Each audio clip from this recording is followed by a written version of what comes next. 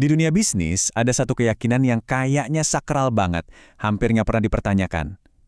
Tapi, gimana kalau keyakinan itu ternyata keliru? Hari ini kita bakal bongkar sebuah ide yang cukup radikal dari buku Small Giants karya Bo Burlingham.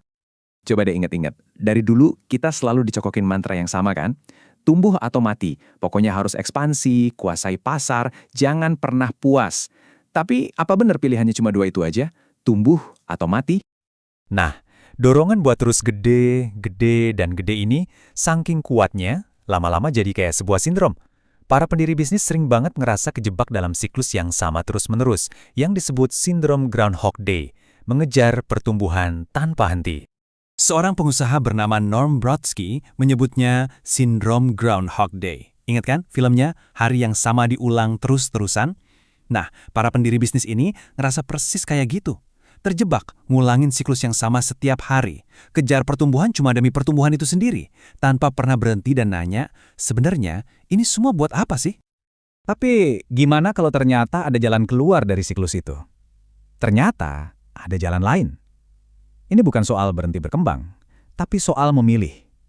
Ini adalah sebuah momen penentuan, di mana seorang pendiri sadar dan memutuskan bahwa menjadi hebat itu jauh-jauh lebih penting daripada sekedar menjadi besar. Nah, inilah dia konsep intinya. Raksasa kecil. Ini bukan berarti mereka anti pertumbuhan loh ya, tapi mereka punya keberanian buat bilang enggak kalau ada peluang pertumbuhan yang bisa mengancam kualitas, budaya, atau bahkan jiwa dari perusahaan mereka.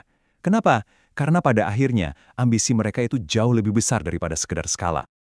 Dan bedanya tuh, wah fundamental banget coba kita lihat. Perusahaan biasa kan terobsesi sama pertumbuhan pendapatan, rebutan pangsa pasar dengan tujuan akhir bisa exit atau dijual mahal.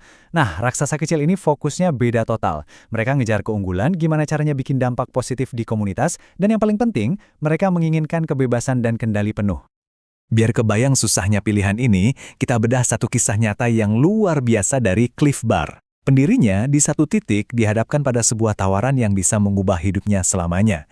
Ini momen yang memaksa dia buat memilih, jadi besar atau tetap jadi hebat. Ini dia angkanya, $120 juta. Itulah tawaran yang diterima Gary Erickson, pendiri Cliff Bar, untuk menjual perusahaannya. Coba bayangin, buat sebagian besar orang ini kan the ultimate dream, puncak dari perjalanan seorang pengusaha. Tapi yang gila, reaksi Erickson sama sekali bukannya kita bayangin. Bukannya seneng, dia malah kena serangan panik. Benar-benar serangan panik. Seolah-olah badannya sendiri ngasih sinyal keras kalau ada sesuatu yang salah besar. Dia sadar, ini bukan cuma soal uang. Ini soal tujuan hidupnya, identitasnya, dan jiwa perusahaan yang udah dia bangun dari nol. Dan akhirnya, dia menolak tawaran itu. Keputusan gila Gary Erickson nolak $120 juta itu pasti bikin kita mikir kan? Emang apa sih yang lebih berharga dari uang segitu banyak? Jawabannya adalah sesuatu yang disebut mojo. Ini semacam bahan rahasia yang dimiliki semua raksasa kecil. Sesuatu yang nyata, bisa dirasain. Tapi susah banget buat dijelasin pakai kata-kata. Gini deh, biar kebayang, ada CEO dari Iron Mountain, ini perusahaan raksasa, kompetitor bernilai miliaran dolar, berkunjung ke salah satu raksasa kecil. Dan setelah tur, dia ngomong, dia ngerasain sesuatu yang luar biasa, yang pengen banget dia bawa pulang ke perusahaannya sendiri. Tapi dia tahu, itu mustahil. Nah, itulah kekuatan mojo. Bahkan pesaing terbesar pun bisa merasakannya, dan sadar kalau itu nggak bisa ditiru. Oke, jadi gimana dong cara ngejelasin sesuatu yang gaib ini? Karyawan Cliff Bar sendiri pernah coba. Mereka sepakat, pertama, mojo itu perasaan intuitif waktu semuanya terasa klik, terasa pas. Kedua, asalnya bisa dari mana aja. Bisa dari tujuan mulia perusahaan, dari orang-orangnya, produknya. Tapi yang paling penting, cara terbaik mendefinisikan mojo adalah dari efeknya. Semangat dan kinerja luar biasa yang dihasilkannya. Kalau mojo ini sekuat itu, pertanyaannya, gimana cara bikinnya? Ternyata, ini bukan sihir. Mojo itu lahir dari sesuatu yang sangat manusiawi, yaitu sebuah budaya keintiman. Ini adalah upaya yang disengaja untuk membangun 3 jenis ikatan atau hubungan yang sangat dalam dan kuat. Jadi, budaya ini dibangun di atas 3 pilar utama. Pertama, ikatan dengan komunitas.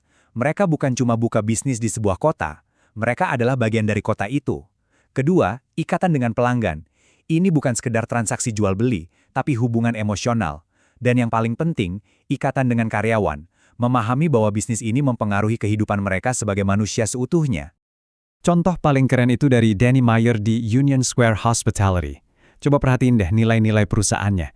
Dan yang paling penting, urutannya. Nomor 1 adalah peduli satu sama lain. Artinya peduli sama tim, sama karyawan, itu bahkan di atas tamu dan investor. Filosofinya simpel banget. Kalau kamu jaga tim kamu bakal jaga tamu kamu. Dan otomatis bisnis kamu juga akan terjaga. Nah, ada satu cerita yang benar-benar nyentuh dari pendiri J-Golds. Suatu hari, seorang karyawannya yang bernama Lily berterima kasih karena udah dikasih kesempatan kerja saat nggak ada orang lain yang mau. Saat itu Gold sadar, bisnisnya itu bukan cuma soal untung rugi, tapi soal mengubah hidup seseorang. Mirip cerita tentang anak kecil yang melempar bintang laut kembali ke laut. Mungkin dia nggak bisa menyelamatkan semuanya, tapi dia sudah membuat perbedaan besar untuk yang satu ini. Oke, dengerin semua ini kedengarannya susah banget ya. Membangun semua ikatan ini jelas nggak gampang. Terus, buat apa repot-repot? Kenapa ada pendiri yang mau memilih jalan yang lebih sulit ini daripada ngejar pertumbuhan cepat? Jawabannya adalah karena imbalan tertinggi dari jalan ini bukanlah sesuatu yang bisa dihitung pakai uang. Imbalannya itu sesuatu yang nggak bisa dibeli pakai uang, kendali penuh atas waktu dan takdir kamu sendiri, kebebasan buat mengejar passion dan jadi kreatif tanpa ada tekanan dari investor, punya waktu buat mikir, buat istirahat, buat ngejalanin hidup seutuhnya, dan yang paling utama, ada kepuasan batin yang mendalam karena berhasil membangun sesuatu yang benar-benar berarti. Eits, tapi jangan salah sangka, ini sama sekali bukan jalan yang gampang. Seperti yang pernah dialami perusahaan Real Precision, jalan ini butuh disiplin finansial yang luar biasa ketat dan mental baja. Butuh keberanian besar buat bilang tidak ke tawaran-tawaran menggiurkan demi menjaga hal yang paling penting, jiwa perusahaan Anda. Nah, dari semua ini, ada satu pertanyaan terakhir yang penting banget, tapi kali ini buat Anda. Saat Anda membangun karir atau bisnis Anda nanti, coba renungkan ini. Apa satu hal yang begitu penting buat Anda, sampai-sampai Anda tidak akan pernah mau mengorbankannya, bahkan demi pertumbuhan terbesar sekalipun? Jawaban Anda atas pertanyaan itu, mungkin itulah definisi hebat versi Anda sendiri.